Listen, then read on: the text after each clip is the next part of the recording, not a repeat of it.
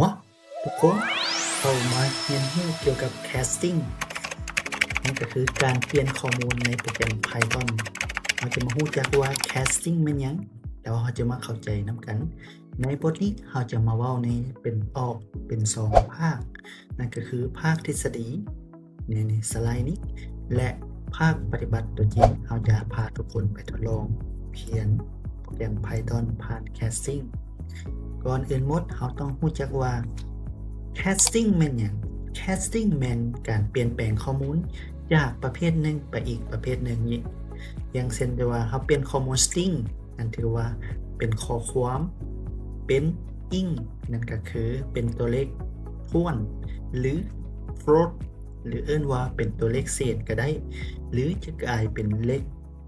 ถ้วนก็ได้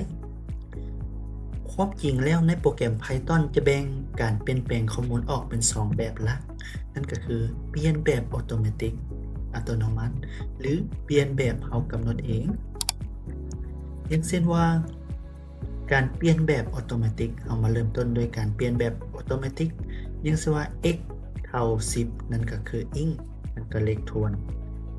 y เท่า 2.5 float นั่นก็คือเลขเศษสมมุติ z เท่าหยัง z เท่ากับ x บวก y x บวก y หมายความว่า int บวก float เลขถ้วนบวกเลขเศษจะออกเลขเศษเป็น float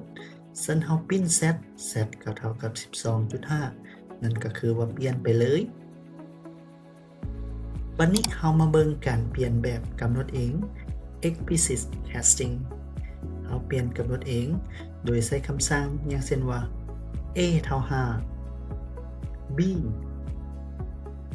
int a เท่า a มาเฮาลองมาปิ้น b บวก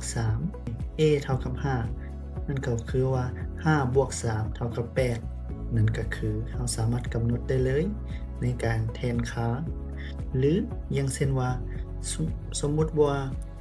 int 2.8 ความจริงมันเอิ้นว่าเป็นเลขเศษนั่นก็ float เราสามารถปัดค่าเป็น2อย่างเช่นว่า float string มันข้อความ25ก็พิมพ์ออกมาเราก็มาเข้าภาคต่อไปฟังก์ชันที่มีการเรียนพื้นฐานอย่างเช่นว่า int x นี่เนาะอยู่ในตัวอย่างอันนี้ทฤษฎีเปลี่ยนเป็นตัวเลขเต็ม float เปลี่ยนเป็นเลขเศษ string เปลี่ยนเป็นข้อความ bool หมายถึงค่า boolean ซึ่งคือว่าค่าเท็จหรือจริง bool false bool 1 เป็น true บัดนี้เข้าใจเลยภาคทฤษฎีแล้วเฮามาทดลองภาคปฏิบัตินำกันในบทเรียนที่เราเรียนในภาคผ่านมาเกี่ยวกับคำสั่ง input อย่างเช่นว่า name เฮาเนี่ย input แล้วเฮาหมายความว่าการตอบโต้กัน input พิมพ์ชื่อของทาน year input แม่นทานเกิดปีใดหมายความว่าเราถามเป้าหมายให้มีการ interactive ระหว่าง2ฝ่ายเรามาปิ้นกรุณาพิมพ์ชื่อของทานนั่นก็คือห้อง name ปิ้นกรุณาทานเกิดปีใด year เอามาลองเบิ่งเนาะCtrl S กด Run อย่างเช่นว่าเกิดปีใดใส่ชื่อคือกาวาภาวันเนาะเกิดปีใด78และบัดนี้เฮามาใส่คำสั่ง casting เปลี่ยนตัวเลข casting 1978ให้เป็นแนวใดเนาะมาลองใส่คำสั่งนี้โดยตามหลักการทั่วไปแล้วเฮาอยากรู้ว่าทานภาวันอายุปีเท่าใดเฮาก็สามารถเอาปีของปีปัจจุบันนั่นก็คือปี2025มาลบให้ปีของทานภาวันเกิดเฮาลองมาปิ้นเบิ่งเนาะ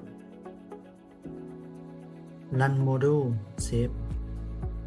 เฮาจะสังเกตเห็นว่าหากว่าเฮาในกรณีนี้มันขึ้นให้เกินว่า error เนาะหมายความว่าในตัวเลข int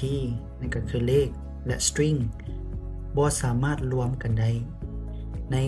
คำสั่งนี้ถือว่าบ่ถูกต้องเนาะเพื่อจะให้มันถูกต้องเราต้องมาใช้คำสั่ง casting เพื่อให้มัน2ตัวเลขนี้บวกกันได้เอามาลองเบิ่งตอนนี้เราใช้คำสั่งกำหนดเองนั่นก็คือเปลี่ยนจากตัวเลข year นั่นก็คือปีเกิดของทานภาวันนี้ให้อยู่ในอิงเนาะเรามากดทดลองลั่นเบิงหลังจากที่เราใช้คำสั่งcasting นั่นก็คือการเปลี่ยนข้อมูลจากตัวเลขทางในแล้วเราจะเห็นว่าเราสามารถลบได้อย่างเช่นว่าตัวนี้จะเป็น string คือกันหมดเลยอย่างเช่นว่า1978ที่ผ่านมานั้นเราบ่สามารถใส่ได้เนาะเกิดทันภาวันเกิดปีใดเราใส่เข้าไปยับเข้ามาเพื่อให้มันเห็นให้ทุกคนเห็นได้เนาะอย่างแม่น2025ลบ year คือตามเลขคณิตศาสตร์เราลบกันโดยพื้นฐานเนาะแต่เพื่อให้มันเปลี่ยนแปลงและลบได้เรามาเพิ่มเลขข้างหน้าอิงเพื่อเอาเลขถ้วน กลายเป็นว่าทานภาวันอายุ47 ปีโอเคคันเราอยากให้มันงามขึ้นเติมเนาะเราสามารถเติมเลขห้อยท้ายได้ หรืออีกวิธีหนึ่งเราสามารถกำหนดให้เราบ่จำเป็นจะต้องมาเปลี่ยนอยู่นี้เทื่อละโตเทื่อละโตเราสามารถเปลี่ยนตั้งแต่หัวทีเลย อย่างเช่นว่า int int นั่นก็คือให้ input ตัวนี้กลายเป็นเลขถ้วนไปเลยเนาะ นะครับปีนี้คุณมีอายุ 27 ปี โอเคนะครับ ชื่อของคุณก็คือกล้องเนาะ ปีเกิด 2540 มาบัดนี้เฮามากำหนดไว้ทางหน้าเลย นั่นก็กำหนดแต่หัวทีเนาะเฮาเข้ามาอิงใส่ให้เลย แต่หัวทีกด Ctrl Save แล้วรันลองเบิ่งหมายความว่าใส่คำสั่งผิด Save แล้วลองรันอีกรอบหนึ่งเนาะอย่างเช่นว่า Peter เกิดปี 1978 อายุ 47 ปีนี่ถือว่าเราสามารถกำหนดไปได้เลย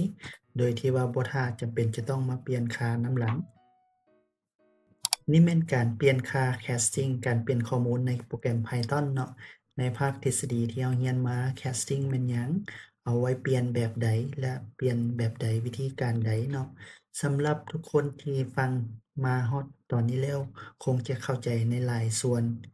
ขอกล่าวคำว่าขอบใจ ลาก่อน แล้วพบกันใหม่